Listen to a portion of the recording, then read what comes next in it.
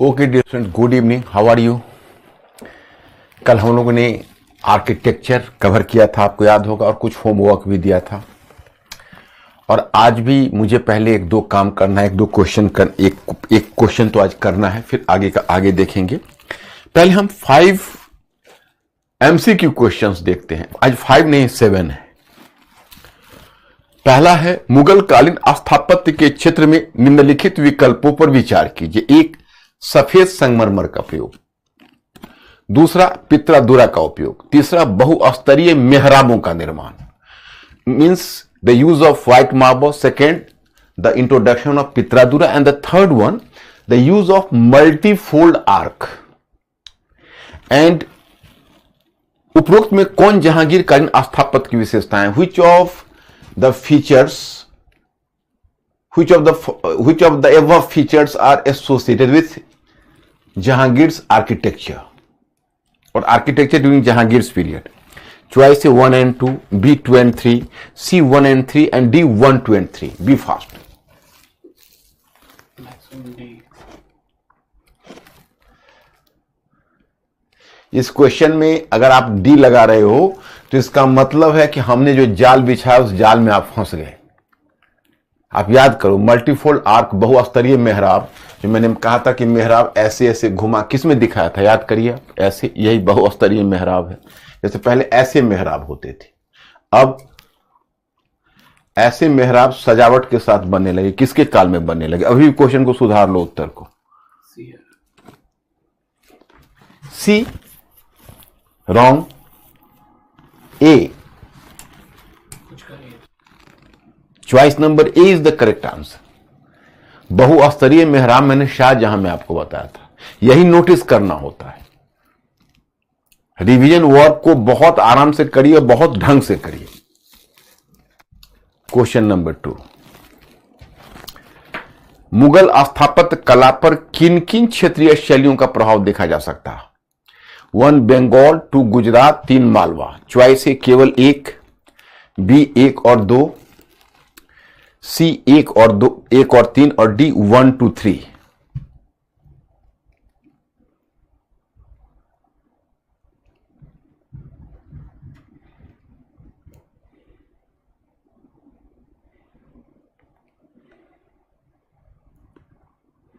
इसमें बी और डी आ रहा है, बट मैक्सिमम डी है।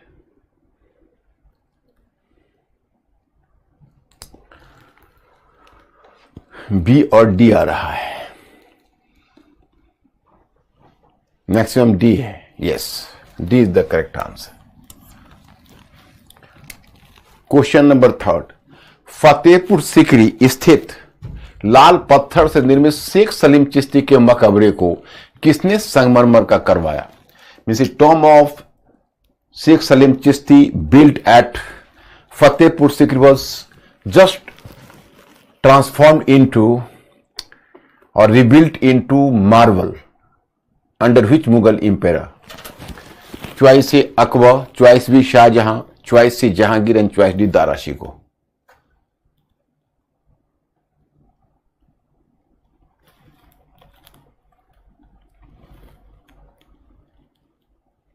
Maximum B Bombay.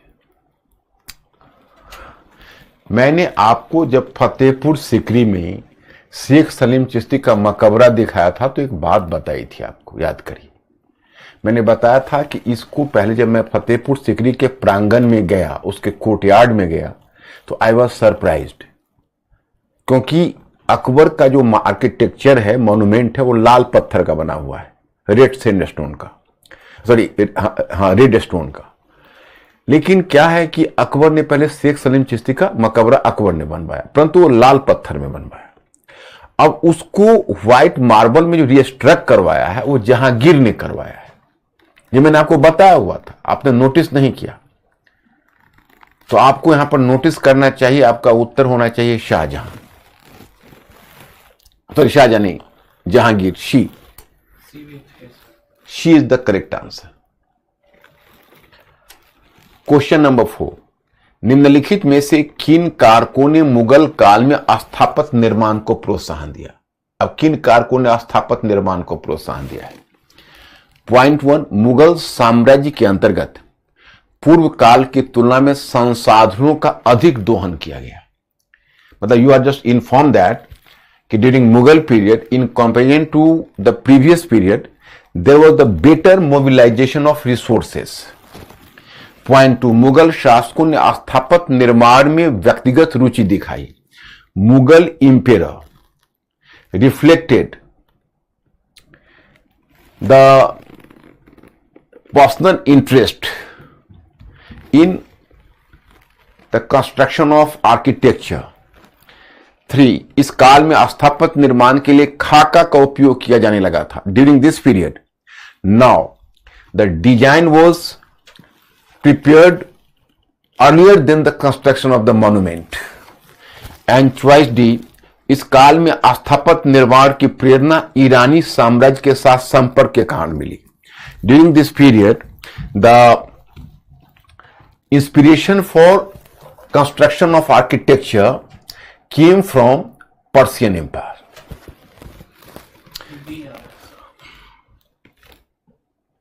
क्या रहा उत्तर? B. B is the correct answer. Yes, बहुत अच्छा परफॉर्म किया आपने। इसमें पॉइंट नंबर 4 में आप नहीं फंसे। पॉइंट 1, 2 एंड 3 को लिया, बिल्कुल सही करेक्ट किया, ये गलत था। दिल्ली की मोती मस्जिद निम्नलिखित में किस मुगल शासक ने निर्मित किया? Choice A Akbar, choice B Jahangir, choice C Shah Jahan and choice D Aurangzeb.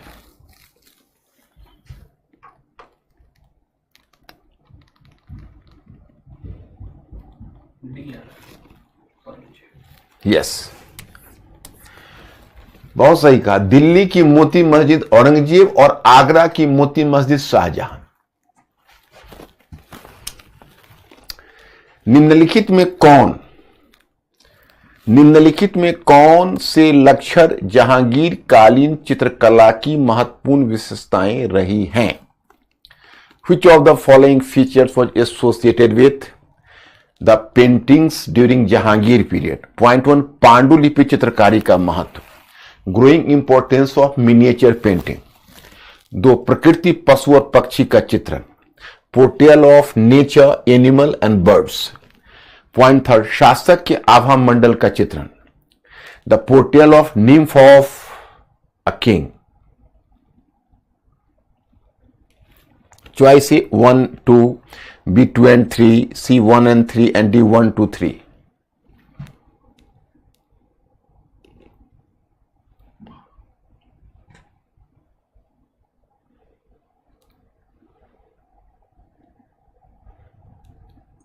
B और डी आ रहा है। बी और डी?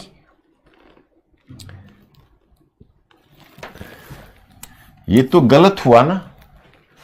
आप लोग फिर एक बार, मेरा एक विशेष आपसे रिक्वेस्ट है कि आप मुगल कल्चर वाले को फिर आज घर पर जाके दोबारा रिवाइज करिएगा। आर्किटेक्चर को भी, पेंटिंग्स को भी, और उसके अलावा साहित्य को, सभी को ये मेरा आपसे रिक्वेस्ट है। और आप ये मेरा आप ऑर्डर भी मान सकते हैं कि आपको ये एक बार रिवीजन करना है, क्योंकि आप बहुत ही ब्रिलियंट और बहुत अच्छा आप सॉल्व कर रहे हो। क्वेश्चन प्रीलिम्स में कभी क्वेश्चन आप गलत नहीं करते हो, बहुत अच्छा परफॉर्मेंस करते हो। आज मैं देख रहा हूं कई क्वेश्चन में जो हमें उत्तर मिल रहा है अंकुर के भाया अंकुर, उसमें आप लोगों का प्रॉपर रिप्रेजेंटेशन नहीं हो पा रहा है। तो मुझे ऐसा लगता है कि शायद किसी वजह से आपने इस एरिया के रिवीजन में थोड़ी कमी की होगी। और तो मैं जानता हूं कि अब ये क्वेश्चन कहीं सॉल्व कराने के माध्यम से मैं आपको एक्टिवेट करता रहता हूं। तो देखो, ये जो पांडुलिपि चित्रकारी का महत्व है, मैंने क्लास में क्या बताया था कि अकबर के समय मिनिएचर पेंटिंग बहुत ही इंपॉर्टेंट था। लेकिन जहांगीर के समय मैंने क्या बताया था, याद करिए, कि सिवा तुजुके जहांगीरी को छोड़कर एक भी ऐसी रचना नहीं है जिसकी मिनिएचर पेंटिंग बनी है। बल्कि जहांगीर के समय पोर्ट्रेचर पेंटिंग की छवि चित्रकारी का महत्व ज्यादा बढ़ा है। 3 चित्रकारी मैंने आपको बताई थी, याद होगा। तो छवि चित्रकारी का महत्व बढ़ा, उस पर यूरोपीय प्रभाव भी बढ़ा, यह भी मैंने आपको बताया। मैंने उस्ताद मंसूर, अबू हसन आदि का नाम भी बताया। बिशन दास जो चित्रकारी के लिए गए थे, उनका भी मैंने बताया। तो ये आपका उत्तर होता है बी। ज्यादा बी दिया है या ज्यादा डी? मैक्सिमम बी है। मैक्सिमम बी है, यस। लेकिन मैं आपको एक शुभ संवाद दूं कि आप लोगों से अधिकांश लोगों ने बी किया है, इसलिए मुझे खुशी है। जो लोग सी में फंसे हैं फिर एक बार रिवीजन करिए। क्वेश्चन नंबर 7, बनी ठनी चित्रकला निम्नलिखित में किससे संबंधित है? बनी ठनी,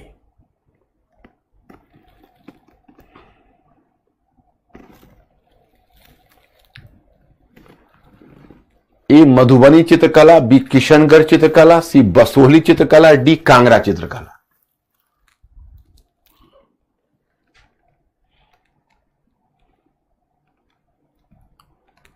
बी आ रहा है कॉमन। किशनगढ़, यस। ओके मेरे स्टूडेंट्स, अच्छा परफॉर्म किया आप लोगों ने। बस एक दो क्वेश्चन में कंफ्यूजन हुआ, कोई बात नहीं, फिर आज रिवीजन करना। और आप लोग वैसे सभी लोग बहुत अच्छी तरक्की कर रहे हैं, मुझे बहुत खुशी है। अब आप मुझे यह बताइए कि कल जो मैंने क्वेश्चन दिया था वो हो गया था? Yesterday I have given you some questions, some homework. Have you finished the homework?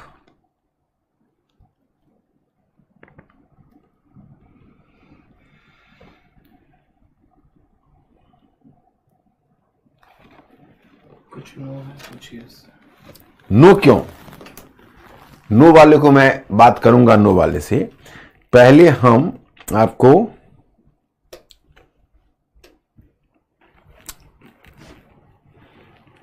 चलिए मैं पहले इस क्वेश्चन का जो मैंने प्रॉमिस किया था इसको कवर करता हूं कि मध्यकालीन भारत के फारसी साहित्यिक स्रोत उस काल के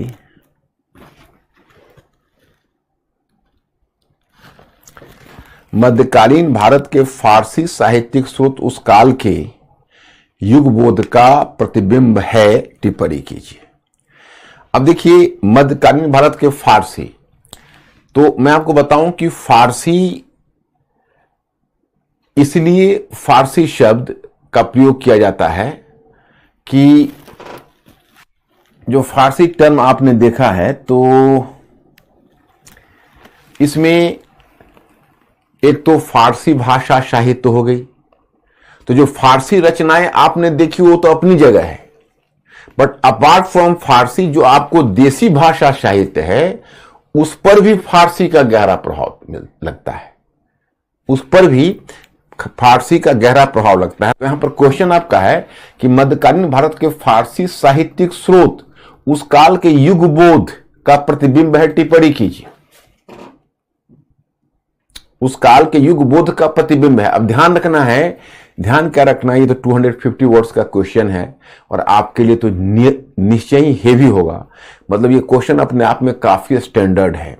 जैसे मैं आपको इसको ऐसे बताऊं कि इसको ऐसे हम शुरू कर देते हैं कि मध्यकालीन भारत के इतिहास में फारसी साहित्यिक भाषा अपना महत्वपूर्ण स्थान रखती है। मध्यकालीन भारत के इतिहास में फारसी साहित्यिक भाषा अपना महत्वपूर्ण स्थान रखती है, या केवल चाहे अपना भी चलेगा, महत्वपूर्ण स्थान रखती है क्योंकि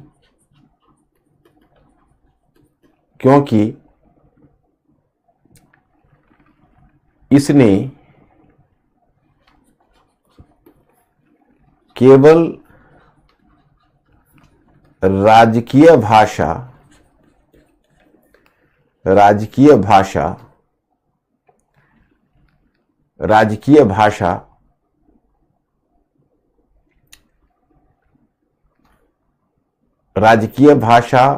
तथा एक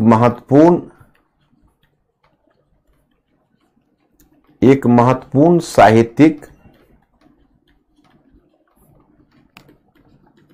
एक महत्वपूर्ण साहित्यिक भाषा का गौरव ही प्राप्त नहीं किया, गौरव ही प्राप्त नहीं किया,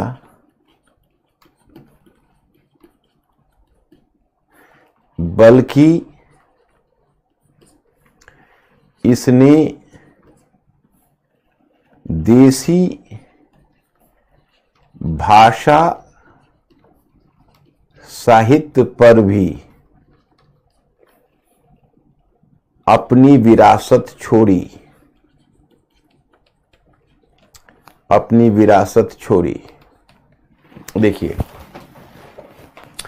यहां पर जो टर्म आपको मिलता है कि मध्यकालीन भारत के इतिहास में फारसी साहित्यिक भाषा अपना महत्वपूर्ण स्थान रखती है, क्योंकि इसने केवल राजकीय भाषा तथा एक महत्वपूर्ण साहित्यिक भाषा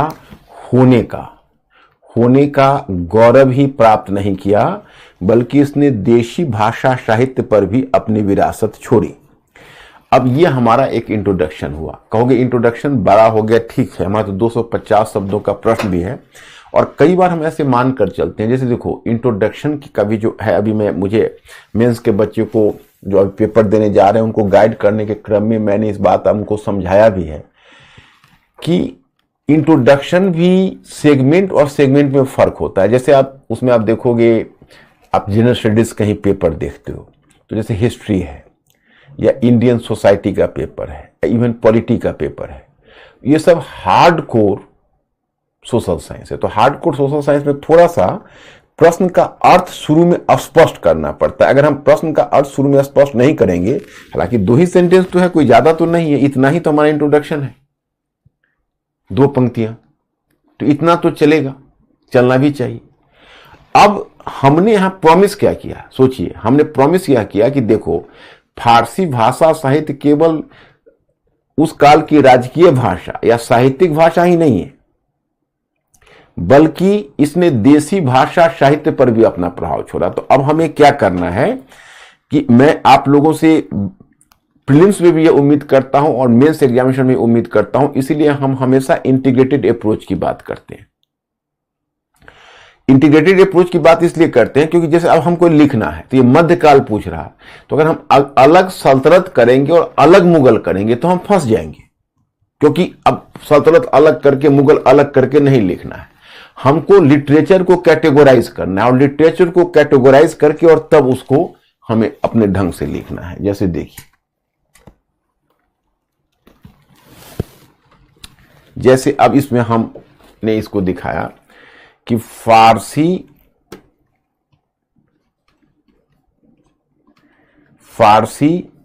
साहित्य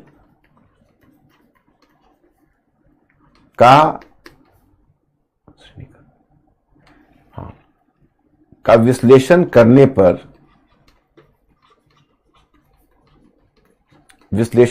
पर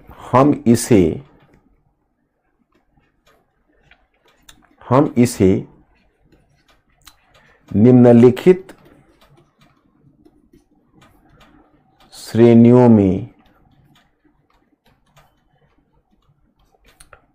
में बांट कर देख सकते हैं। अब इसको कहते हैं कैटेगोराइजेशन कर देते हैं। अब इसमें हम कर देते हैं एक पहला, इसको हम डिवाइड करके एक पॉइंट बना देते हैं तवारीख। तवारीख का मतलब है ऐतिहासिक रचना। तवारीख का मतलब हुआ ऐतिहासिक रचना।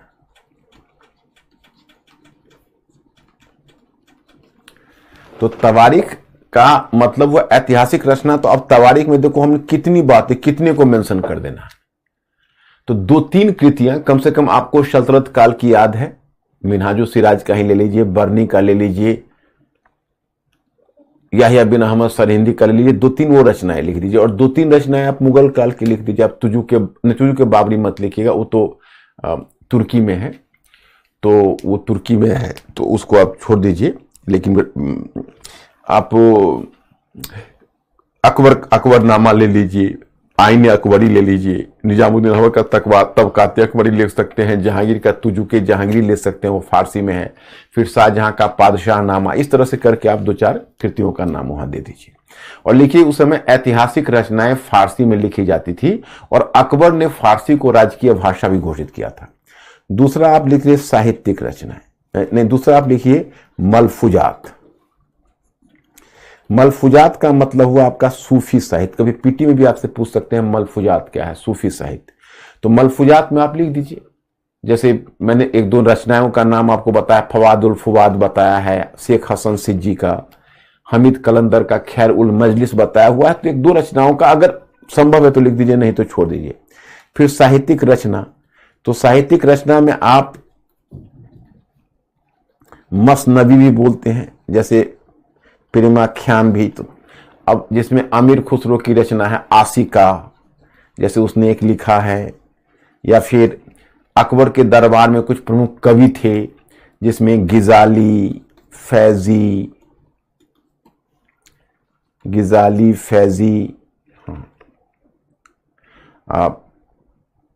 निशापुर का हसीन नजीरी, ये सब कुछ पोएट थे, कवि थे, फारसी में लिखते थे। तो साहित्यिक रचना हो गई। तो हम फारसी को इतने कैटेगराइजेशन में कर दिया। अब हम यहां पर यह दिखाना चाहेंगे कि देखिए, ये तो हुआ, ये तो एक पार्ट है कि फारसी रचना है। फिर फारसी की परंपरा ने देसी साहित्य को भी, देसी साहित्य के साथ भी संवाद स्थापित किया तथा देशी साहित्य पर भी अपना प्रभाव छोड़ा। तो अब उसके बाद आप यहां पर देखिए देसी साहित्य में, तो एक तो आप इसका विकास देखिए, उर्दू, इसकी विरासत से उर्दू का विकास हुआ। तो एक बिंदु आप उर्दू को दिखा दीजिए। दूसरा, आप उर्दू को जैसे आप दिखाते हैं तो आप वहीं पर आप लिखिए एक दूसरी चीज कि पंजाबी भाषा। तो पंजाबी में जो सूफी कवि, जो पंजाबी में, देखो सूफी कवि तो बेसिकली हैं मुस्लिम, और उन्होंने फारसी में शुरू में रचना की थी। फिर पंजाबी में जब सूफी संत लिखने लगे, पंजाबी में सूफी संत लिखने लगे, तो फारसी का प्रभाव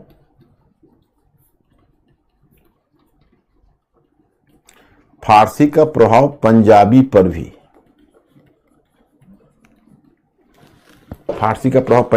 भी, और पॉइंट 3 में लिखिए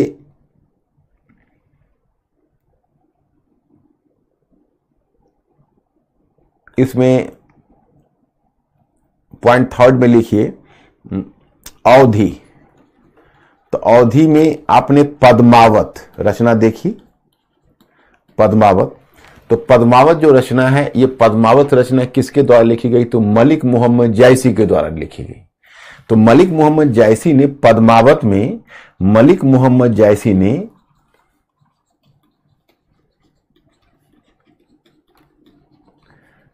ने फारसी के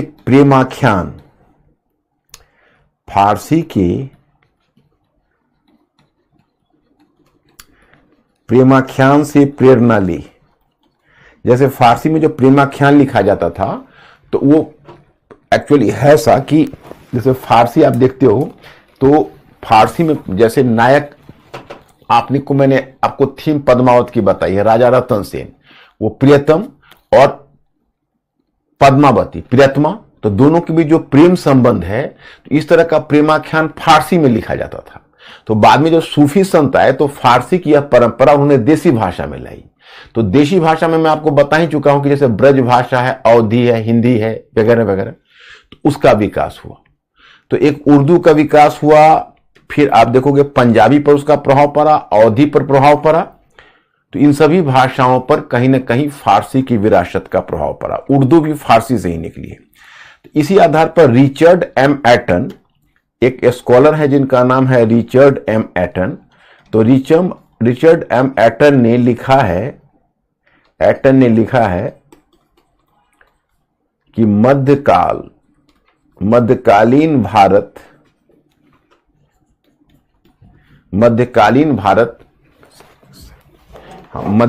भारत फारसी विश्व दृष्टिकोण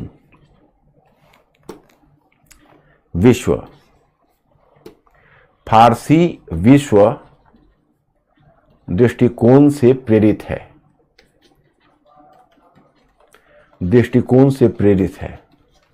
अब इसके बाद दे दो, अतः हम ऐसा कह सकते हैं कि फारसी मध्यकाल का युगबोध था।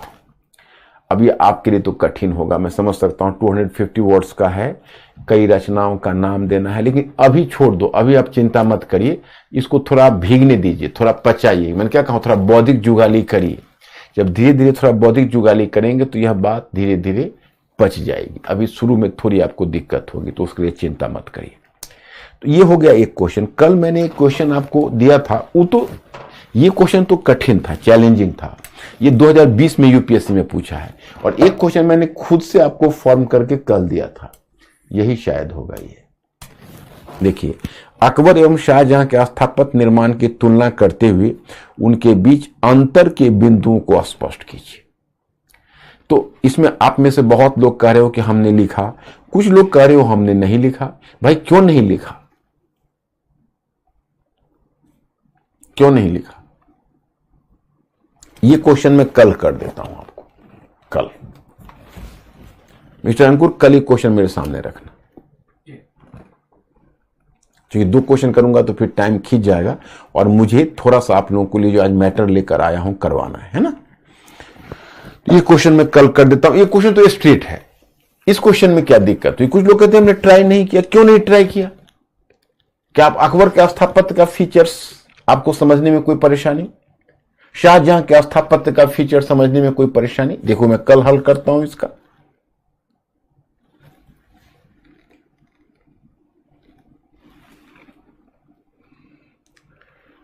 क्या लिखा है उन्होंने? क्या कह रहे हैं अंकुर? कह रहे हैं कि ट्राई किया था। अच्छा, तो ट्राई करने में क्या हुआ? प्रॉब्लम आई?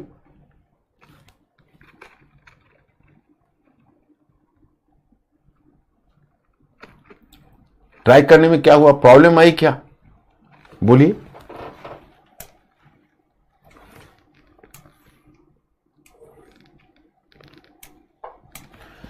अब देखो, आज मैं मध्यकालीन संगीत कला पहले कवर करवाता हूं, और तब जैसा कि मैंने कहा था विजयनगर का मैटर भेज दिया था इनको।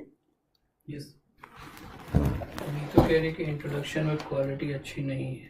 तो कोई बात नहीं, कोई बात नहीं। अगर इंट्रोडक्शन में आपकी क्वालिटी अच्छी नहीं होती है, बिल्कुल चिंता करने की बात नहीं है।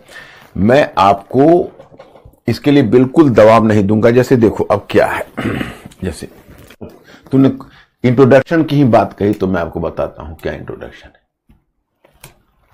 जैसे ये कि अकबर एवं शाहजहां के स्थापत्य निर्माण, ऋतु ने बोला है, किसने कहा है? नीतू।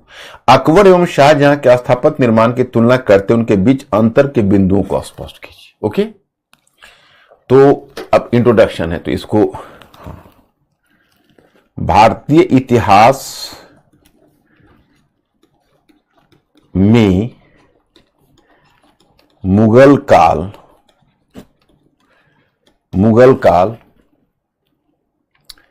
भारतीय इतिहास में मुगल काल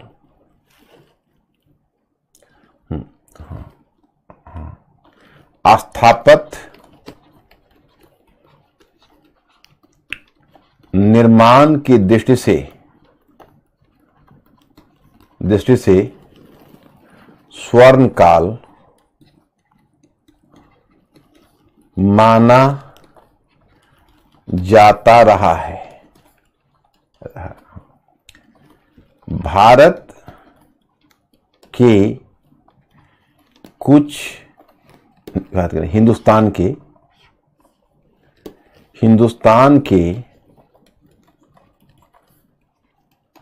कुछ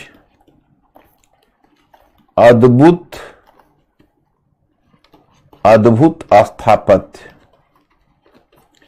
स्थापत्य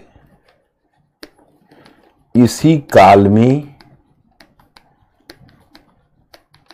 निर्मित किए गए थे, जो आज भी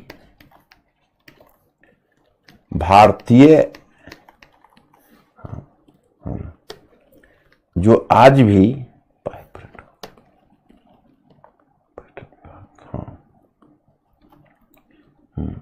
आज भी विदेशी पर्यटकों के लिए आकर्षण के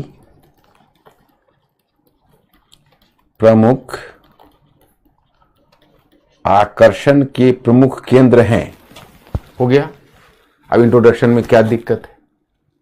अब इसमें एक पंक्ति आप दे सकते हो कि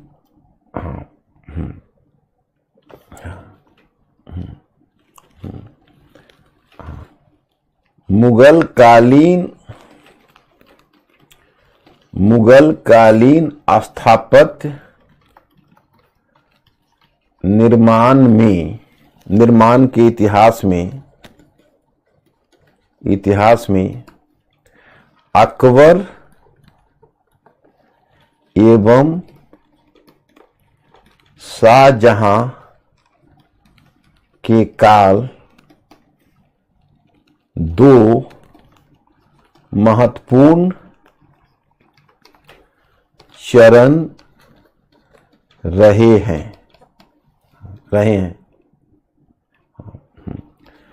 तुलना करने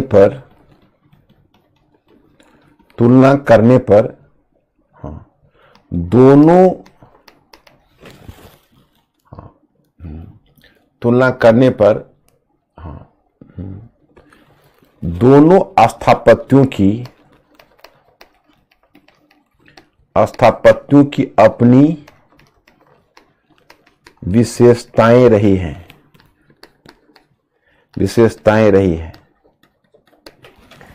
अब देखो, अब इतना तो तुमने लिख दिया, अब पैराग्राफ चेंज करो। अब मेरा काम हो गया। अब पैराग्राफ चेंज करके और उसके बाद तुम अकबर के स्थापत्य पर कुछ फीचर्स लिख दीजिए। अकबर ने लाल पत्थर में बड़े बड़े भव्य स्थापत्यों का निर्माण करवाया। अकबर के प्रमुख निर्माण केंद्र अमुक अमुक थे, कुछ उदाहरण भी दे दो। उसने दिल्ली से बाहर अधिकांश स्थापत्यों का निर्माण करवाया। इसमें क्षेत्रीय शैलियों का आत्मसात किया। उसके मुख्य बनावट या अकबर के स्थापत्य का निर्माण कार्य मुख्यतः त्राविय शैली में हुआ। केवल सजावट के लिए अर्कुएट या मेहराबी शैली का उपयोग किया गया। अब अकबर के स्थापत्य से हमें एक बनते हुए साम्राज्य की छवि मिलती है। हो गया। पैराग्राफ चेंज करो। पैराग्राफ चेंज करके शाहजहां का काल स्थापत्य निर्माण के क्षेत्र में संगमरमर के युग के नाम से जाना जाता है। अगर अकबर के स्थापत्य में शक्ति और ओज कहते हैं चमक को, शक्ति और ओज दिखता है, तो शाहजहां के स्थापत्य में हमें ऐश्वर्य की झलक मिलती है। शाहजहां का स्थापत्य उस अवस्था को दर्शाता है जब साम्राज्य में अस्थायित्व और स्थिरता आ चुकी थी। और तब दिखाओ कि शाहजहां के निर्माण के अमुक अमुक केंद्र है, परंतु उसकी अद्भुत कृति है आगरे का ताजमहल। उसमें शाहजहां ने सजावट या अलंकरण पर विशेष बल दिया है। और तब उसका जो कुछ फीचर्स है शाहजहां का, जैसे आप दिखाओ कि जहांगीर के काल से ही सजावट के लिए पितरा, दूरा और संगमरमर की जाली का प्रयोग शुरू हो चुका था। लेकिन शाहजहां के काल में शाहजहां ने बहुस्तरीय मेहराबों का प्रयोग करना शुरू कर दिया। इसलिए विशेषकर उसका जो ताजमहल है वो बड़ी ही अद्भुत कृति है, और फिर 1-2 लाइन लेके समाप्त कर दीजिए, हो गई। तो देखो, एक सच्चाई मैं आपको बताता हूं, आप यह मानकर चलिए कि मुख्य परीक्षा के जो प्रश्न किसी भी विषय में आप लिखेंगे, जैसे देखिए अभी तो मान लो आज आपने पढ़ा, कल आपको लिखना हुआ, तो फिर भी आपको बहुत सारे कंटेंट याद है। लेकिन जब कल्पना करिए, जब आप परीक्षा भवन में जाते हो, मैं यूपीएससी एग्जाम की बात करता हूं, तो वहां पर 20 के 20 क्वेश्चन पेपर में रखे हुए हैं और 20 क्वेश्चन का आंसर लिखना है। तो इतने क्वेश्चन का आंसर आप कैसे लिखोगे, सोचो। आप अगर याद या स्मरण करना चाहोगे तो उतनी ही चीजें याद आएगी जो तुम्हारा समझा हुआ है, और कोई वजह नहीं है, और कोई वजह नहीं है कि मैं आपको समझने या लिंक करके पढ़ने पर इतना बल दे रहा हूं, क्योंकि मेरा मानना है कि आपके दिमाग में अद्भुत क्षमता है, क्षमता में कोई कमी नहीं है। हुआ क्या है कि आप जिस यूनिवर्सिटी या जिस एजुकेशनल बैकग्राउंड से आए हो, उस एजुकेशनल बैकग्राउंड में उसका पर्याप्त यूज नहीं हुआ है, और जब तक उस दिमाग का प्रॉपर यूज नहीं होगा तब तक लिंक नहीं बनेगा। जैसे दिमाग की क्षमता क्या है, बढ़ती है। अब एक बात बताइए, आपको क्रिकेट मैच के स्कोर याद रहते हैं, आपको एक बैट्समैन का अचीवमेंट याद रहता है, उनके नंबर ऑफ सेंचुरी याद रहते हैं। कई बार तो मैंने स्टूडेंट्स लोगों का जब क्रिकेट का या स्पोर्ट्स का ज्ञान देखता हूं कि भाई क्या है, तो मुझे खुद आश्चर्य होता है कि भाई उनको पता है कि भाई वहां पर उसने सेंचुरी मारी थी, आज से 3 वर्ष पहले उसने वहां पर एक, तो भाई ये कैसे संभव हुआ? क्योंकि you are having the specific interest into this play, this game, तो आपको उस गेम में रुचि है, इसलिए आप उसको कर ले रहे हो। तो आपको जिस दिन इसमें रुचि हो जाएगी, आपको कोई नहीं रोक सकता। और मैं तो एक टेंटेटिव आंसर आपको बता रहा हूं, आपको हूबहू नकल करने की आवश्यकता नहीं है। आप अपने तरीके से लिखिए, लेकिन एक शुरू तो करिए। अरे 5 पॉइंट नहीं, 4 ही पॉइंट सही, 3 ही पॉइंट सही, उसी पर आपके अंक मिल जाएंगे। मैं आपको बताऊं कि 20 क्वेश्चन यूपीएससी में कोई नहीं लिख पाता, सभी मैनिपुलेट करके जैसे तैसे। एग्जामिनेशन हॉल में क्या होता है कि अपने दिमाग का एंटीना खोल देते हैं कि कहीं से कोई एक वेव मिल जाए, और फिर उसी वेव के सहारे आप उसका 1-2 पॉइंट बना के या इस तरह से करके आप उत्तर लिख डालते हो। यही सच्चाई, यही सच्चाई है, और कोई सच्चाई नहीं। तो अब एक चीज बताइए आप हमें कि क्या अब आप मेरा इंस्ट्रक्शन समझ गए? ये जो मैंने समझाने का प्रयत्न किया है, ये आप समझ गए या कोई परेशानी? बोलिए।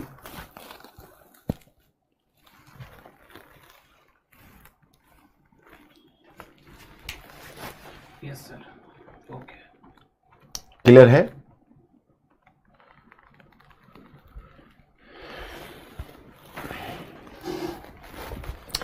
अब चलिए, मैं आपको बता रहा था अब संगीत कला, तो मध्यकालीन भारत का फारसी साहित्य, इसको तो ऐसे ही अपना देख लेना। मध्यकालीन संगीत कला, देखो अब इसमें सारा कंटेंट मैंने दिया हुआ है। अगर आप लोगों ने एक नजर देखा होगा, आपने जरूर देखा होगा, तो इस्लाम में जो संगीत है, इस्लाम में संगीत को ना तो अच्छा कहा गया ना बुरा कहा गया। क्योंकि देखो एक्चुअली हुआ क्या कि आपको देखोगे कि इस्लाम में इंटरटेनमेंट को कभी तरजीह नहीं दी गई, कभी तरजीह नहीं दी गई। मैं आपको बताता हूं क्योंकि इसकी वजह क्या है कि पैगंबर मोहम्मद जब अरब क्षेत्र में थे, तो उन्होंने जो इस्लामी राज्य बनाया था, तो स्वयं पैगंबर मोहम्मद का जो शासनकाल था, जो पैगंबर मोहम्मद का जो जीवन था, वो बहुत संघर्षपूर्ण था। बहुत संघर्ष करना पड़ा पैगंबर मोहम्मद को, और तब जाकर उन्होंने इस्लामी राज्य की स्थापना की और अपने फॉलोअर्स की सेना बनाई। उनके फॉलोअर्स ने बैठकर कभी विश्राम नहीं किया, संघर्ष करते रहे, तब जाकर इस्लाम को बचाया। तो चूंकि पैगंबर का जीवन, उनके अनुयायियों का जीवन और आगे के खलीफा का जीवन, जो शुरू के खलीफा थे, वो तो 10वीं सदी के बाद अब्बासी खलीफा के समय से धीरे धीरे इस्लाम में भी अयासी आने लगी। नहीं तो पहले अयास जीवन को बिल्कुल मनाही थी पैगंबर या आरंभिक खलीफा के समय, और उनका लाइफ काफी चैलेंजिंग होता था। इसलिए जितना इंटरटेनमेंट है उसके लिए स्पेस ही नहीं रखा, सबको खारिज कर दिया, चित्रकला को खारिज कर दिया, संगीत कला के बारे में कहा यह बढ़िया नहीं है, कोई अच्छी बात है नहीं। तो यह बात तो इस्लाम ने मजबूरी में कही। अब उसमें कट्टर उलेमा आ गए। अब किसी भी धर्म में, अब हिंदू धर्म में ही देखिए, तो कुछ कट्टर लोग भी है, कुछ उदार लोग भी है। तो कट्टर लोग कुछ और बोलते हैं, उदार लोग कुछ और बोलते हैं। तो इस्लाम में जो कट्टर उलेमा आया, वो कट्टर उलेमा ने दूसरी दूसरी बातें करनी शुरू करी। उसने कहा खबरदार म्यूजिक नहीं सुनना है, यह हराम है, या कुछ इस तरह की बातें करने लगे। लेकिन जो सूफी संत थे उन्होंने म्यूजिक को बहुत ज्यादा तरजीह दी, क्योंकि वो समा लगाते थे। अपना जो खानका होता था उसमें समा लगाते थे, अच्छे अच्छे संगीत वहां पर मिलता था, क्योंकि उनका मानना था कि संगीत अल्लाह को रियलाइज करने का साधन है। वो संगीत के माध्यम से, समा के माध्यम से अल्लाह तक पहुंचने का प्रयत्न करते थे। मैं आपको बताऊं कि आप इंसान हो पहले, और आप इंसान के बंदे के रूप में खुदा के बंदे हो। तो खुदा के बंदे भी तो एक इंसान है, उसकी भी तो कुछ मानवीय कमजोरियां हैं, उनकी भी कुछ मानवीय आकांक्षाएं हैं। तो संगीत है, साहित्य है, या फिर आप पेंटिंग्स है, कला है, इससे कितने समय तक इंसान अलग रह सकता है? नहीं रह सकता है ना। तो आप एक मुसलमान हो तो आप एक इंसान भी तो हो, आपकी भी तो कुछ जरूरतें हैं जीवन की। तो हर धर्म को समय के साथ बदलना पड़ता है, उसमें भी संशोधन लाना पड़ता है, क्योंकि जो कोई धार्मिक पंथ जिस समय स्थापित होता है एक विशेष प्रकार की स्थिति में होता है, लेकिन समय के साथ उस धार्मिक पंथ का स्वरूप बदलता चलता है। तो अब क्या हुआ कि आगे चलकर, जैसे सूफी थे तो सूफी ने अपना अलग रास्ता अपना लिया, वो संगीत को ही तरजीह देते थे अपने समय में। तो फिर संगीत का विकास होना शुरू हुआ। मैं एक आपको वाकया बताता हूं। मोहम्मद रफी, आपने तो नाम सुना ही होगा। इंडिया म्यूजिक के क्षेत्र में आज भी मोहम्मद रफी का ऋणी है। फॉर योर काइंड इन्फॉर्मेशन, मेरा तो बहुत ही फेवरेट सिंगर है हूं। तो मोहम्मद रफी हज करने शायद 1969 या 70 में गए थे। मैंने एक कहीं सुना भी था, मुझे भी किसी ने बताया ही था, ये घटना इतिहास की नहीं है। तो वो हज करने जब गए तो वहां से आए तो वहां कोई मुफ्ती ने उनको समझा दिया गलत तरीके से कि म्यूजिक इस्लाम में वर्जित है, आप म्यूजिक से अपना नाता तोड़ लीजिए। तो मुझे पता चला कि मोहम्मद रफी ने लगभग 18-19 महीने गाना छोड़ दिया। अब मोहम्मद रफी अपने जीवित, जब बेचारे का देहावसान हो गया तब तो हम लोग इतनी अद्भुत प्रतिभा हमने खो दी। लेकिन जब तक मोहम्मद रफी थे और तब तक मोहम्मद रफी ना गाए, तो कल्पना करिए कि हिंदुस्तान उसको कैसे सहन कर पाएगा। हालांकि निर्माता लोग भूलने लगे, म्यूजिक डायरेक्टर भूलने लगे, क्योंकि मार्केट तो कमर्शियलाइज्ड है। तब तक किशोर कुमार आगे बढ़ गए, किशोर कुमार की तरजीह मिलने लगी। वो न्यू जनरेशन के गायक थे। हालांकि रफी की तुलना में वो कहीं भी आर्टिस्टिकली वो म्यूजिक में रफी के सामने खड़े नहीं थे, इस बात को खुद भी वो एडमिट करते थे। लेकिन उसके बावजूद भी लोगों का ध्यान अब मोहम्मद रफी से हटने लगा। मतलब लोगों का नहीं, पब्लिक तो अभी भी जो एस्पायर करते थे उनके फैन थे बेसिकली म्यूजिक डायरेक्टर, क्योंकि जो न्यू जनरेशन के लोग थे उनको चाहिए था वेस्टर्न म्यूजिक। और उसी समय आप देख ही रहे हो कि आर.डी. बर्मन का युग शुरू हुआ, और आर.डी. बर्मन ने एक वेस्टर्न म्यूजिक को इंट्रोड्यूस कर दिया इंडिया में, और आप लोगों के जनरेशन की म्यूजिक वहीं से शुरू हुई, और फिर वहीं से किशोर कुमार का उत्थान होना शुरू हो गया। तो रफी बहुत समय तक हाशिए पर चले गए। फिर रफी को नौशाद ने एहसास कराया। वो भी मुस्लिम थे, मुस्लिम म्यूजिक डायरेक्टर नौशाद थे। नौशाद ने कहा कि रफी जी, आप ये क्या कर रहे हैं? अरे संगीत अल्लाह की इनायत है, आप इतने लोगों को खुश रखते हैं, लाखों फैन आपके संगीत को सुनकर मुग्ध हो जाते हैं, इससे बड़ा धर्म क्या हो सकता है? कौन सा धर्म संगीत को पर पाबंदी लगाती है? और फिर रफी ने दोबारा गाना शुरू किया। हालांकि कुदरत को मंजूर नहीं था। कुछ समय के बाद 1980 में तो उनका डेथ ही हो गया, और फिर हम लोग उनके उस आवाज और उस महान प्रतिभा से वंचित हो गए। तो ये मैं एक जस्ट उदाहरण बताया। तो इसलिए भले ही इस्लाम में कट्टर उलेमा जो भी बोलते हो, लेकिन जो शासक वर्ग के लोग तो अपने आप को संगीत से अलग नहीं रख सके। और इसी क्रम में आप देखते हो कि अलाउद्दीन खिलजी के समय, आपको एक देखो यहां पर नाम हमने दिया है, वो सबको रेड में मैंने कर दिया है तो आपको कोई दिक्कत। जैसे गोपाल नायक, ये देवगिरी के दरबार रामचंद्र देव, आपको याद होगा, वहां से आया था, और इसने यहां संगीत, इसको अलाउद्दीन खिलजी ने संरक्षण दिया। अमीर खुसरो खुद ही बहुत, अमीर खुसरो तो आप कह सकते हो कि उसके बारे में कह सकते हो कि अमीर खुसरो तो बहुत ही डायनेमिक कैरेक्टर था। और अमीर खुसरो बहुआयामिक उसकी प्रतिभा थी। वह एक अच्छा लिटरेरी मैन था, एक सूफी संत भी था।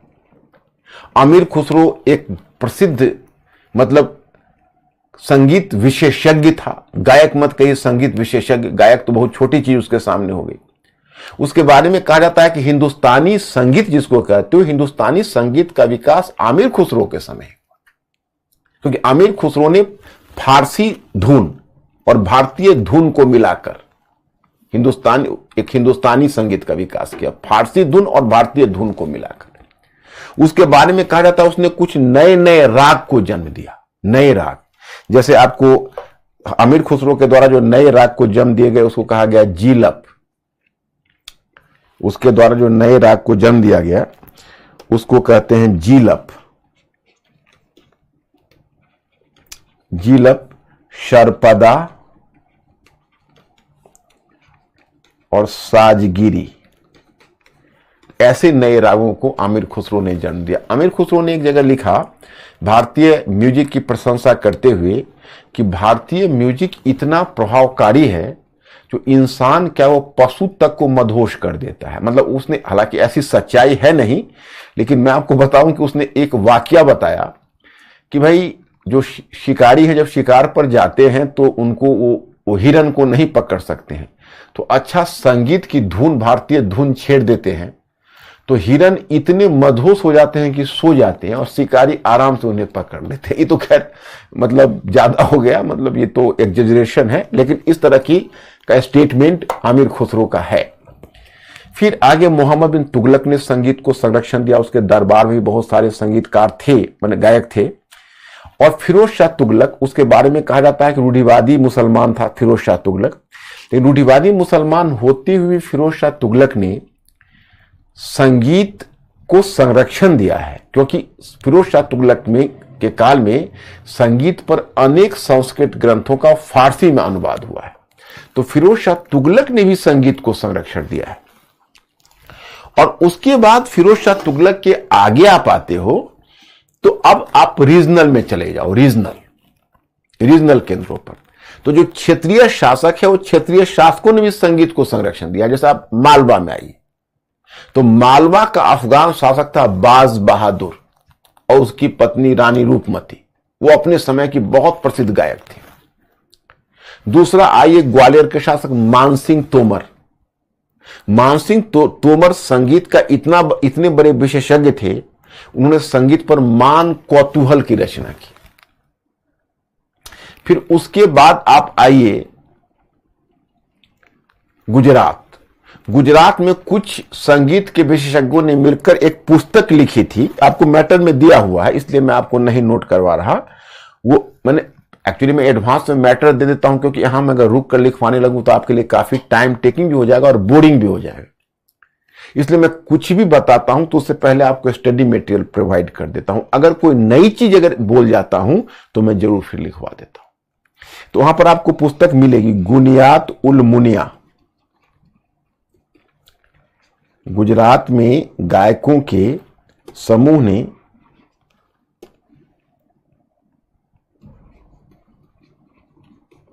गुनियात उल मुनिया नामक संगीत के ग्रंथों की रचना की।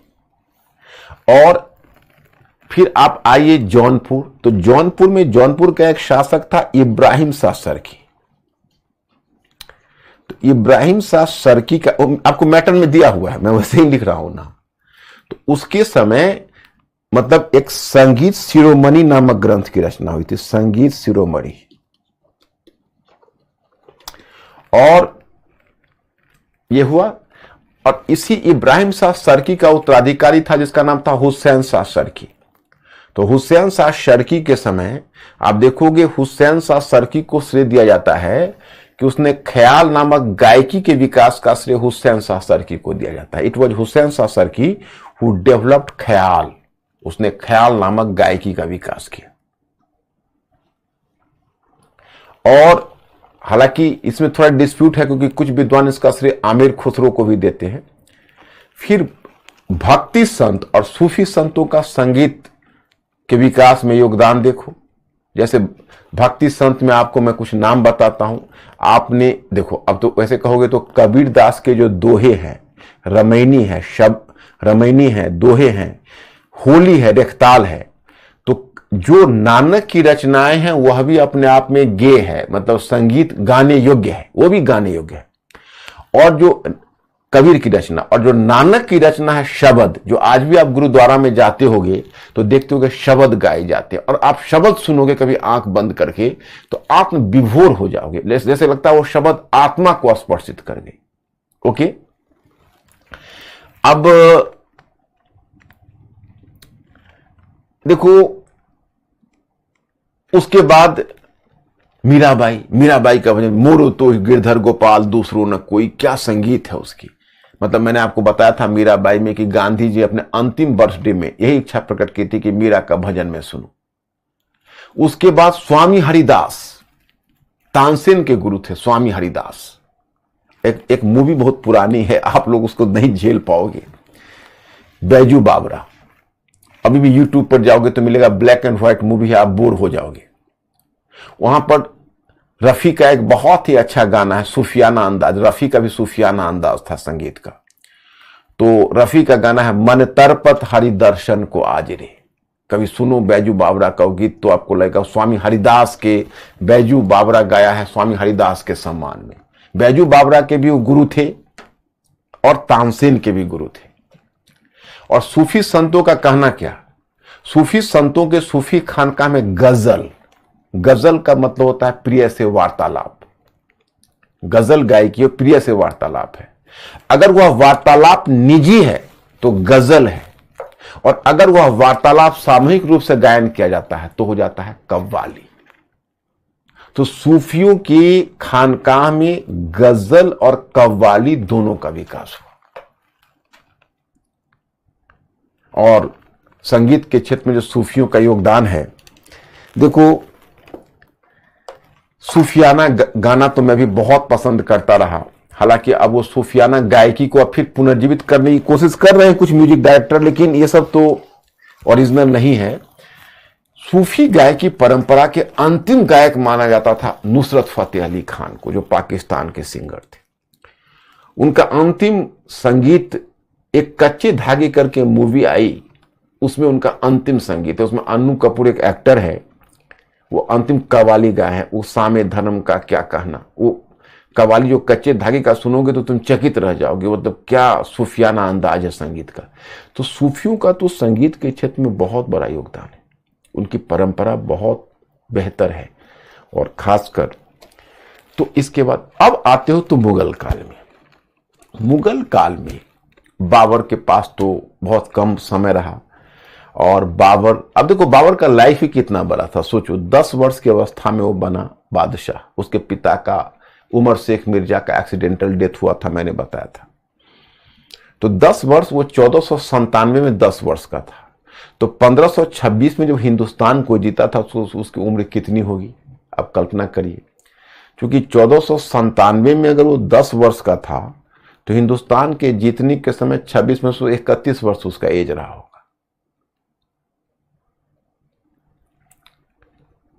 नहीं 31, 1497 नहीं 1493, 1493 में उसका सिंहासनारोहण हुआ था। तो 93 से 7 वर्ष इधर और 26 वर्ष उधर, मतलब 35 वर्ष रही होगी।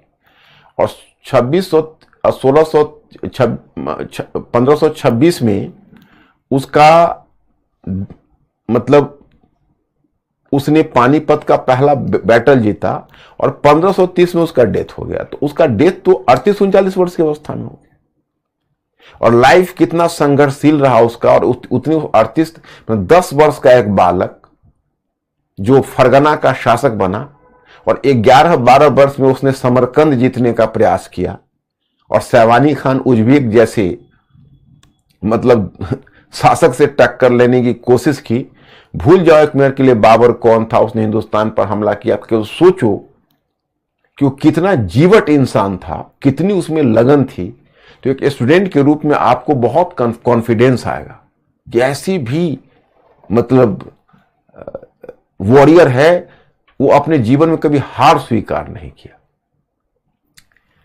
तो 38-39 वर्ष या मैक्सिमम 40 वर्ष की अवस्था में उसका डेथ हुआ है बाबर का। तो उसको बहुत संगीत को नरिश करने के लिए तो समय मिला नहीं। तो वह बेसिकली उसके बारे में कहते हैं कि वो तो हमेशा युद्ध मैदान की ओर प्रस्थान करता रहता था, हमेशा उसके सैनिक शिविर में ही उसका जीवन गुजरा। तो सैनिक शिविर के मध्य थोड़ा भी जैसे युद्ध, दिन में युद्ध हुआ, अब रात में अगर शिविर लगा हुआ है, कभी अगर युद्ध होता था, कोई महाभारत युद्ध तो है नहीं, युद्ध तो डे नाइट होता था, उसी में इंटरटेनमेंट भी होता, उसी में विश्राम भी होता। तो जब भी मौका मिलता तो संगीत को एंजॉय करता बाबर। मदिरा को भी बहुत एंजॉय करता था। बाद में उसने खनवा के युद्ध के बाद मदिरा पीना छोड़ दिया था। उसके बाद आता है हुमायूं। हुमायूं के विषय में कहा जाता है कि उसके दरबार में 29 गायक थे, और उसके विषय में कहा जाता है कि बुधवार और बुधवार को वो संगीत की गोष्ठी लगवाता था। उसको खुद भी एंजॉय करता था, खुद भी आनंदित होता था, और अपने कुछ खास लोगों को उसमें बैठाता था या कुछ मेहमानों को आमंत्रित करता था। अकबर को तो सब कुछ में रुचि थी, उसको स्थापत्य कला में भी रुचि थी, उसको चित्रकला में भी रुचि थी, उसकी संगीत कला में भी रुचि थी। अब किसमें कम रुचि थी कहना मुश्किल है। तो अकबर के दरबार में तो दुनिया के चुने हुए संगीतकार थे मुस्लिम विश्व के। एक तो तानसेन स्वयं था। तानसेन आया था, वो भाथा के शासक रामचंद्र थे, रीवा के शासक, उसके संरक्षण में रहा था। ग्वालियर में उसने संगीत की शिक्षा पाई थी। तानसेन का एक गुरु, एक सूफी संत मोहम्मद गौस भी थे, और एक भक्ति संत स्वामी हरिदास भी थे। एक पॉइंट थोड़ा टेम्परेचर बढ़ा था। और फिर उसके बाद तानसेन के बारे में कहता है बैजू बाबरा के तानसेन के बारे में अबुल फजल लिखता है, पिछले 1000 वर्षों में ऐसा कोई गायक नहीं हुआ। तो तानसेन को कुछ महत्वपूर्ण राग का आविष्कार करने का श्रेय दिया जाता है। और उसका महत्वपूर्ण राग कौन है? तो उसका एक है दरबारी कन्नड़, दरबारी राग। जो दरबारी राग का उसने जो राग दरबारी जिसको बोलते हैं, उसका आविष्कार करता इसने। और इसके समय जो मुगल काल में उसमें ध्रुपद गायकी बहुत महत्वपूर्ण हो गई। ध्रुपद गायकी में जैसे आप लोग तो उसको नहीं, जैसे हिंदुस्तानी म्यूजिक जो जिसको हिंदुस्तानी संगीत कहते हो, तो हिंदुस्तानी संगीत में 4-5 उपशैलियां थी। एक था ध्रुपद, दूसरा था ध्रुपद के बाद दूसरा था ख्याल, ख्याल, दूसरा ख्याल, तीसरा गजल, चौथा फुमड़ी, और 5वां टप्पा। ये 5 उसकी उपशैलियां होती थी।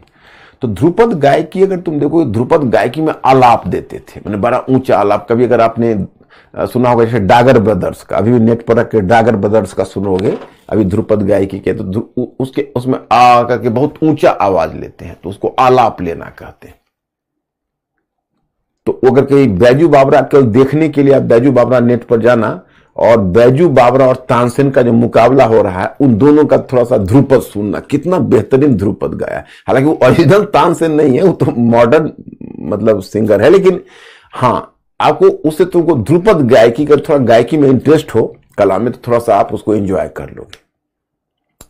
तो ध्रुपद गायकी है, और तानसेन भी उसका विशेषज्ञ था, और बैजू बाबरा भी उसको भी अकबर के दरबार में संरक्षण मिला था। और तीसरा था बाज बहादुर मालवा का। पहले मालवा का था, फिर अकबर ने मालवा को जीत लिया, तो मालवा छोड़ के भाग निकला था। 15 वर्षों के बाद अकबर के सामने समर्पण किया, और अकबर ने उसको प्रधान गायक के रूप में नियुक्त किया था। तो इस प्रकार से आप देखोगे जो गायकी उसके दरबार में और भी बहुत थे। 36 गायक थे उसके दरबार में, अकबर के दरबार में, अबुल फजल लिखता है। अब जहांगीर के दरबार में 76 खां है, खुर्रम वो भी एक गायक था। और तानसेन का जो पुत्र था बिलास खां, वो भी उसके दरबार में था। और जब शाहजहां के समय आओगे तो शाहजहां के विषय में कहा जाता था कि शाहजहां की आवाज ही बहुत सुरीली थी, और शाहजहां खुद भी अच्छा गायक था। लेकिन शाहजहां के बाद, शाहजहां के ही समय बिलास खां का दामाद लाल खां भी एक महत्वपूर्ण सिंगर था। इस तरह से सारे मुगल शासकों ने गायकी को संरक्षण दिया। और आगे जो मोहम्मद शाह रंगीला है, भले एक शासक के रूप में वो जितना भी कमजोर रहा हो, लेकिन उसके दरबार में तुम देखोगे धीरे धीरे ख्याल गायकी महत्वपूर्ण हो गई, और गजल। तो उसके दरबार में 2 महत्वपूर्ण गायक थे, सदारंग और अदारंग। फिर मुगल साम्राज्य का विघटन हुआ तो क्षेत्रीय शासकों ने संगीत को प्रोत्साहन दिया, जैसे अवध का दरबार है, हैदराबाद का दरबार है या राजपूत दरबार है, वहां गायकी को संरक्षण मिला था। और भारत में दो प्रकार की गायकी विकसित हुई। एक प्रकार की गायकी को कहते थे हिंदुस्तानी म्यूजिक और दूसरे को बोलते थे कर्नाटक म्यूजिक।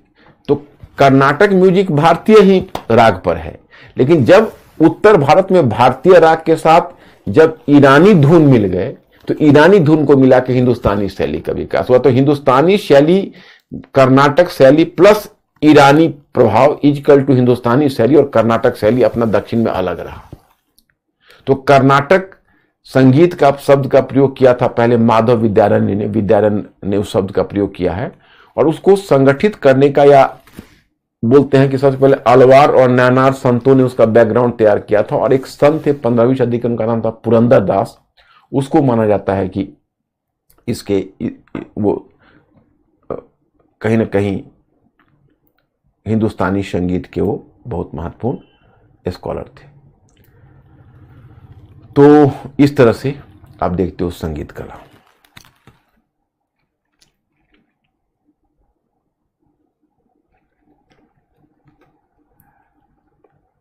ये आपको मैंने मैटर में दे दिया है, तो आप देख लो। भारतीय संगीत की शैलियां में हिंदुस्तानी शैली। अब देखो, मैंने कुछ क्वेश्चन आप लोगों के लिए एक्सक्लूसिव करके दिया है, जिसको आप इसको देखना चाहिए। और ये मैंने जानबूझ के दिया, आज तक कभी पूछा नहीं है, लेकिन एक आप एक तरह से गेस वर्क आप इसको समझ सकते हो कि it is just like a guess work, कि कभी हो सकता है भविष्य में आपको कहीं ना कहीं लिखना हो स्टेट में या यूपीएससी में। जैसे Aamir Khusro Indo Islamic, Indo का मतलब है भारतीय, इस्लामिक आप समझते हो फारसी, इंडो इस्लामिक संस्कृति का जीवंत रूप था। इस कथन पर टिप्पणी कीजिए। तो हमने यहां पर इसको दिया है कि हिंदू एवं इस्लाम के बीच वैचारिक टकराहट ने बर्नी जैसे रूढ़िवादी इस्लामी चिंतकों को जन्म दिया। बर्नी बहुत कट्टर था, एक उलेमा था बर्नी, उसका उल्लेख है। तो हिंदुत्व एवं इस्लाम के रचनात्मक मेल ने, मतलब एक तरफ हिंदू और इस्लाम के बीच वैचारिक टकराहट ने बर्नी को जन्म दिया, तो दोनों के रचनात्मक मेल ने अमीर खुसरो को जन्म दिया। अमीर खुसरो जैसे उदारवादी चिंतक को उत्पन्न किया। इंट्रोडक्शन है, जैसे देखो अभी थोड़ी देर पहले आपको याद है कि मैंने स्थापत्य में जब लिखा था तो नीतू ने, आप लोग अब धीरे धीरे मैं आप लोगों के नाम से वाकिफ हो रहा हूं, तो और विजुअलाइज भी करता हूं कि आप सुन रहे हो, देख रहे हो। तो उसने चर्चा की थी कि सर इंट्रोडक्शन लिखने में हमें बड़ी परेशानी होती है। जैसे देखो अब यही इंट्रोडक्शन मैंने दिया, ऐसा नहीं किसी पुस्तक से दिया, सोच के खुद निकालते हैं। जब आप लोग इसलिए जब सोचने वाले प्राणी बन जाओगे तो खुद अपने अंदर से इंट्रोडक्शन निकल जाएगा, और कोई बड़ी चीज नहीं। जैसे मैं आपको बताता हूं कि 2021 में यूपीएससी में एक क्वेश्चन पूछा कि भारतीय स्थापत्य कला के विकास, मतलब भारतीय संस्कृति और विरासत के विकास में गुप्तों और चोलों के योगदान पर टिप्पणी कीजिए। मैंने गुप्त शासक और चोलों के योगदान पर टिप्पणी कीजिए, जैसे 2021 में पूछा है। तो आज मेरे एक स्टूडेंट ने मुझसे पूछा कि अच्छा ये बताइए सर, इसमें अगर हमको इंट्रोडक्शन लिखना होगा तो क्या, वो जा रहा है एग्जाम देने इसी वर्ष, मतलब वैसे बच्चे बीच बीच में एक्चुअली अब मोटिवेट करने की बात है। अब तो एग्जाम के बस चंद दिन बच गए हैं, तो अब क्या किया जा सकता है, अब बस मोटिवेशन ही दिया जा सकता है। तो अब तो छेड़छाड़ हम करते भी नहीं है, क्योंकि अब आपका अपना ज्ञान काम आएगा। तो और जब पेपर हो जाता है तो कम से कम उन बच्चों के साथ हम डिस्कशन नहीं करते हैं जो बच्चा पेपर दे के आते हैं। अब तो पेपर दे दिया, तो अब क्या उसमें, अब तो इस वर्ष सुधार होना है, जो होना है आगे होना है। तो इसलिए हम उसमें छेड़छाड़ नहीं करते हैं उसको। हाँ, हम उस क्वेश्चन चर्चा उन बच्चों से करते हैं जो आगे देने वाले हैं, लेकिन जो बच्चे ऑलरेडी दे चुके उनसे फिर हम चर्चा नहीं करते, क्योंकि फिर लगता है कि भाई वो फ्रस्ट्रेटेड फील करेंगे, उनको लगेगा अच्छा मेरा ये पॉइंट छूट गया और मेरा वो पॉइंट, और मैं जब बोलने लगूंगा तो कुछ ना कुछ पॉइंट आपको कम नजर आएगा। ये सभी को नजर आता है, क्योंकि अब ये तो मेरा काम है, मेरा तो प्रोफेशन है, तो मेरी तो विशेषज्ञता है। तो आप कितना भी तैयार होकर आओगे तो मेरा पॉइंट उससे ज्यादा हो जाएगा, तो आप सोचने लगोगे अरे हमारा तो पॉइंट कम हो गया। ऐसा नहीं सोचना है, अब जितना लिख के आओगे वह है बहुत बढ़िया है। तो हमने उसको बताया कि देखो ऐसे तो शुरू कर सकते हो कि भारत की एक सांस्कृतिक और कलात्मक धरोहर रहा है, या भारत में एक समृद्ध सांस्कृतिक और कलात्मक विरासत रही है। इसके विकास में इसका क्रमिक विकास हुआ और इसके विकास में विशेषकर दो राजवंश, गुप्तों और चोलों की अनुपम योगदान रहा है। तो उनका हो गया इंट्रोडक्शन। हाइपोथेटिकल क्वेश्चन है, हाइपोथेटिकल क्वेश्चन में फैब्रिकेट करिए और फैब्रिकेट करके लिखिए। तो मतलब वो इंग्लिश का था, तो हमने उसको इंग्लिश में ही बताया कि भाई actually India was having a long heritage of art and culture. It gradually evolved through centuries, and in its evolution and in its development, particularly two dynasties, the Gupta dynasty and Chola dynasty, made a major contribution. तो हमको हो गया। तो depend करता है कि भाई आप इंट्रोडक्शन कैसे शुरू करते हो। तो ये क्वेश्चन को आप देखोगे, एक तरह से अगर देखा जाए तो आमिर खुसरो ने मुस्लिम अमीर वर्ग के देशीकरण की प्रक्रिया को प्रोत्साहन दिया। अब तक तुर्की अमीर वर्ग अपनी विरासत गजनी एवं गोर देश की ओर देखते थे, परंतु आमिर खुसरो ने दिल्ली को अपनी जन्मभूमि की तरह अपना लिया। उसने दिल्ली की प्रशंसा में अनेक गीत लिखे और दिल्ली को हजरत ए दिल्ली कहा। उसके विचार में यह शरणार्थियों का पनाहगार था। दिल्ली शरणार्थियों का पनाहगार था, दुनिया भर के शरणार्थी यहां शरण लेते थे। एक लेखक के रूप में उसकी अचूक दृष्टि का अनुमान इस बात से लगाया जा सकता है कि आगे फिर दिल्ली की पहचान शरणार्थियों की शरण स्थली के रूप में हुई जब भारत का विभाजन हुआ। मतलब देखो, वो उस समय कहा, लेकिन आगे भी देखो दिल्ली में शरणार्थियों को शरण मिली। एक लेखक के रूप में अमीर खुसरो भारत की समन्वित संस्कृति का जीवंत रूप दिखता है। एक तरफ उसने फारसी भाषा साहित्य का संवर्धन किया, तो दूसरी तरफ भारतीय भाषाओं का भी एक फारसी विद्वान, एक लेखक के रूप में उसने प्रत्येक महत्वपूर्ण सुल्तान के काल पर एक रचना लिखी। वहीं दूसरी तरफ वह खड़ी बोली हिंदी अथवा हिंदवी का जन्मदाता बना। आगे चलकर हिंदवी की दो शैलियां विकसित हुई, हिंदी एवं उर्दू। उर्दू को जुबाने दिल्ली और अमीर खुसरो को तूतीय हिंद के नाम से जाना गया था। कभी कभी पीटी में भी तूतीय हिंद आपको पूछते। अमीर खुसरो की उपलब्धि साहित्यिक क्षेत्र तक ही सीमित नहीं रही। अमीर खुसरो के बिना भारतीय संगीत का विकास अधूरा रह जाता। उसे हिंदुस्तानी संगीत का जन्मदाता माना जा सकता है। उसने भारतीय धुनों को समझा और उन्हें ईरानी धुनों के साथ मिलाकर हिंदुस्तानी शैली की आधारशिला रख दी। इतना ही नहीं, उसने ध्रुपद गायकी का विकास किया। यह ध्रुपद गायकी हिंदुस्तानी संगीत का स्तंभ बन गई, जिसे आगे तानसेन ने समृद्ध किया। इस प्रकार हम कह सकते हैं कि आमिर खुसरो स्वयं समन्वित संस्कृति की उपज था, परंतु साथ ही उसने हिंदुस्तान की समन्वित संस्कृति को प्रोत्साहन दिया। आमिर खुसरो ने हिंदुस्तानी संस्कृति पर अत्यधिक बल दिया। आगे खुसरो की परंपरा से मीर तकी मीर तथा मिर्जा गालिब से लेकर आधुनिक लेखक सादत हसन मंटो तक जुड़ते चले गए। Okay, good.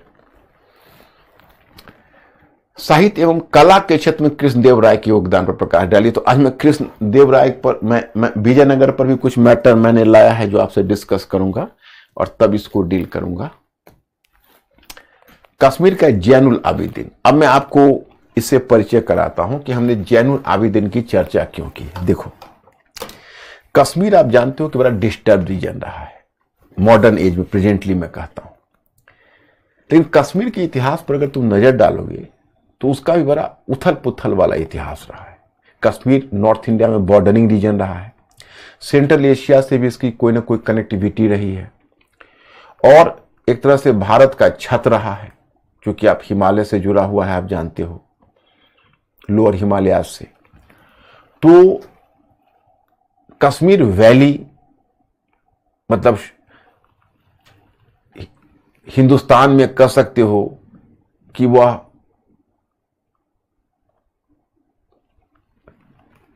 पृथ्वी पर एक स्वर्ग था और प्राचीन काल में बड़ा समृद्ध वहां पर हिंदू परंपरा थी। आप देखते हो वहां पर शंकराचार्य का मंदिर भी आपको मिलेगा कश्मीर में, और वहां पर सरस्वती का भव्य मंदिर दिखेंगे। कश्मीर में आपको बहुत सारे मंदिर मिलेंगे। 1320 में एक मंगोल आक्रमणकारी दलूचा ने जब कश्मीर पर आक्रमण किया, तो दलूचा के आक्रमण के बाद मुस्लिम सेना ने कश्मीर को जीत लिया था। तो फिर वहां पर इस्लामीकरण शुरू हुआ। अब देखिए, कश्मीर का दुर्भाग्य यह हुआ कि कश्मीर में लगभग 378-79 के करीब, अब एग्जैक्ट डेट हमें भी याद नहीं है और आपको भी याद रखने की आवश्यकता नहीं है, कश्मीर में एक बड़ा ही जालिम शासक बना, एक मुस्लिम शासक था जो बहुत जालिम प्रकार का था, जिसका नाम था सिकंदर शाह।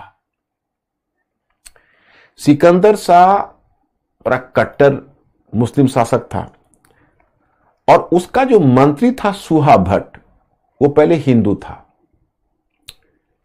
लेकिन वह सुहा भट्ट हिंदू से इस्लाम धर्म कबूल कर लिया और इस्लाम धर्म कबूल करने के बाद वही हिंदू का सबसे बड़ा शत्रु बन गया कश्मीर में। अब कश्मीर का जो ओरिजिनल पंडित थे, जो आज तक पता नहीं कश्मीरी पंडित का क्या दुर्भाग्य है कि वो बेचारे भारत में जब से मुस्लिम शासन स्थापित हुआ तो कुछ न कुछ रूप में सफर करते रहे। हालांकि उनके भी लाइफ में अप्स एंड डाउन्स आए हैं, जैसे मैं आपको बताऊंगा कि फिर आगे मुस्लिम शासक से सत्ता निकली तो रंजीत सिंह ने, पंजाब में शासक रंजीत सिंह के अंतर्गत कश्मीर आया, तो रंजीत सिंह के समय डोगरा सरदारों ने अपनी बढ़त पाई, उसमें कश्मीरी ब्राह्मणों को भी अच्छे अच्छे पद मिले थे। फिर जब रंजीत सिंह के बाद जब ब्रिटिश के हाथ में वो निकल कर चला गया, ब्रिटिश ने उसको 50 लाख रुपए में गुलाब सिंह के हाथों बेच लिया, जो डोगरा सरदार थे। उसी गुलाब सिंह के वंशज हरि सिंह थे जिसने भारत का इंस्ट्रूमेंट ऑफ एक्सेशन पर साइन किया था। तो डोगरा जब वहां पर शासक बने थे तो सारे महत्वपूर्ण पद मिल गए थे डोगरा को और नहीं तो कश्मीरी ब्राह्मण्स को। उस समय मुस्लिम पॉपुलेशन सफर किया था, सफर मतलब उन्होंने कोई डिस्क्रिमिनेशन ऐसा जानबूझ के नहीं किया, मतलब नेग्लेक्ट हुआ। और जितने भी लैंडेड प्रॉपर्टी थी उस पर डोगरा लोगों का वहां पर नियंत्रण था, तो वहां पर जो मुस्लिम्स थे उनका, लेकिन ये बहुत बाद की स्थिति है। मैं आपको सिकंदर शाह के समय बताता हूं कि हिंदुओं को बहुत कष्ट हुआ। उसने आदेश दिया कश्मीरी ब्राह्मणों को घाटी छोड़कर जाने के लिए, मंदिरों को तुड़वाए, जबरन इस्लाम में धर्मांतरित करवाया, मतलब जितना अत्याचार संभव था उसने अत्याचार करने की कोशिश की। लेकिन चलिए, उस जालिम शाह का डेथ हुआ 1417 के करीब में। उसके बाद जो उसका उत्तराधिकारी हुआ जैनुल आबिदीन, वह तो समझो एक कश्मीर के लिए वरदान था। मतलब कभी कभी आपको ऐसा प्रतीत होगा कि ऐसे मतलब क्रूएल रूट से इतना लिबरल रूलर कैसे पैदा हुआ। उसने उस कश्मीरी लोगों के दर्द पर, कश्मीरी हिंदुओं के दर्द पर मरहम लगाया। उसने 150 मंदिरों को रिस्टोर किया, दोबारा बनवाया अपने पैसे से। उसने गो हत्या पर पाबंदी लगा दी। उसने जजिया कर को हटा दिया। कश्मीरी ब्राह्मणों को उसने आदर पूर्वक आमंत्रित किया कि आप लोग कश्मीर वापस आइए, और फिर उनको उनका क्षेत्र, उनका भूभाग, उनका घर, उनकी प्रॉपर्टी वापस की।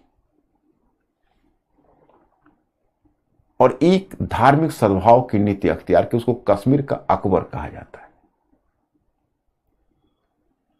बताया जाता है 50 वर्षों तक उसने शासन किया था। अब देखो ना, भाषा साहित्य में उसने फारसी को संरक्षण दिया, कश्मीरी भाषा साहित्य को भी संरक्षण दिया और तिब्बती भाषा साहित्य को भी संरक्षण दिया। वो संगीत का बहुत बड़ा संरक्षक था। उसके काल में संगीत की महत्वपूर्ण रचनाएं लिखी गई। उसने उस समय हिंदू मंदिरों को भी डोनेशंस दिए थे। उसने कश्मीर में उद्योगों के विकास के लिए काम किया था, कागज और जिल्दसाजी उद्योग को विकसित किए थे। उसने स्थापत्यों का निर्माण करवाया था, जैन उल्लंका। उसने बल्तिस्तान क्षेत्र को जीता था, एक पावरफुल किंग भी था। इसलिए कश्मीर याद करेगा उनको, और आज भी याद कर रहा है। कश्मीर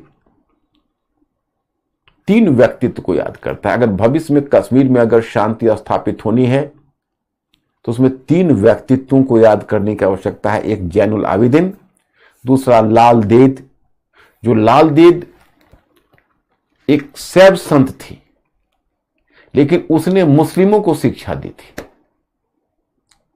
और लाल देद की का शिष्य थे नूरुद्दीन, शेख नूरुद्दीन। वह एक ऋषि सूफी सिलसिला के संस्थापक थे नूरुद्दीन। जो ऋषि सूफी सिलसिला कश्मीर का था, उसने शाकाहार की बात की थी, शाकाहार, और बड़े धार्मिक सद्भाव को प्रोत्साहन दिया था। तो 3 परंपरा कश्मीर में हो तो कश्मीर में शांति आ सकती है, जैनुल आबिदीन, लाल देद और नूरुद्दीन। आज भी कश्मीर के लोगों के लिए आदर्श है। तो इसमें मैंने यही उत्तर देने का प्रयास किया है।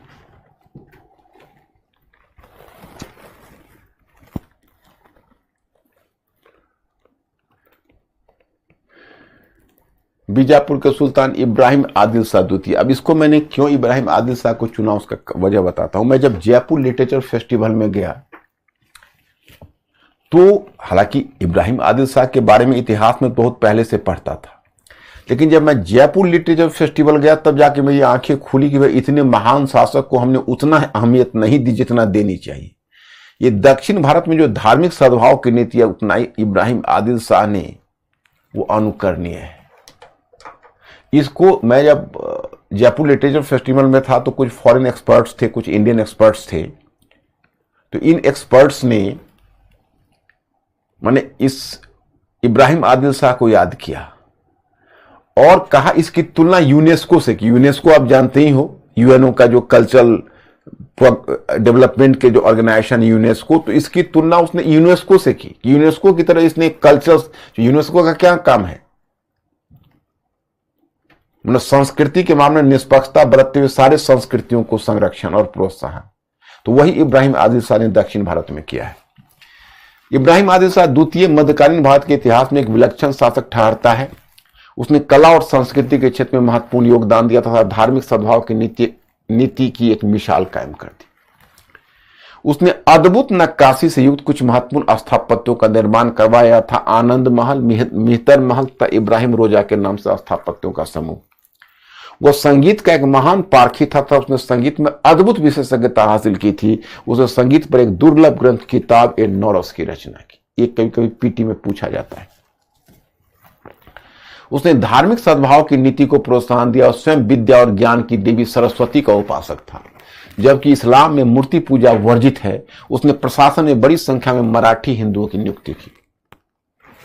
इब्राहिम द्वितीय का दरबार न केवल समन्वित भारतीय संस्कृति बल्कि वैश्विक संस्कृति को भी अभिव्यक्त करता था। उसके दरबार में बड़ी संख्या में मुस्लिम विश्व से साहित्यकार, कलाकार एवं विद्वान आते रहे तथा उन्हें संरक्षण मिला। इसलिए कुछ विद्वानों का यह मानना है कि वर्तमान में वैश्विक संस्कृति को प्रोत्साहन देने में जो भूमिका यूनेस्को निभा रहा, वही भूमिका मध्यकाल में इब्राहिम आदिल शाह द्वितीय का दरबार निभा रहा। तो ये प्रश्न है। एक प्रश्न मैंने यहां पर दारा शिकोह के बारे में दिया है, इसको कवर कर लूंगा। और इसके बाद 16वीं सदी काल के साथ भारतीय पुनर्जागरण की संज्ञा दी गई, इसको आप लोग पढ़ लीजिएगा इसको। और फिर आपको विजयनगर साम्राज्य पर मैंने कुछ मैटर आज आपको दिया है, कला पर, इसको भिजवाया है, इसको कल पढ़ लेना है आपको, है ना।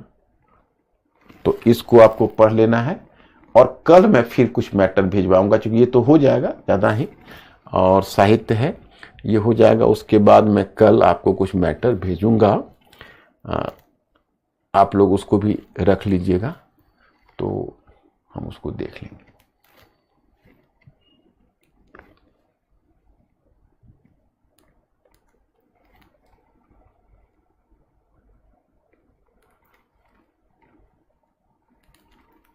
चलिए, आज तुम्हारा टाइम समाप्त हो गया, मैं यही रुकता हूं, फिर मैं आप लोगों से मिलता हूं कल। Okay my students, good night, I will see you.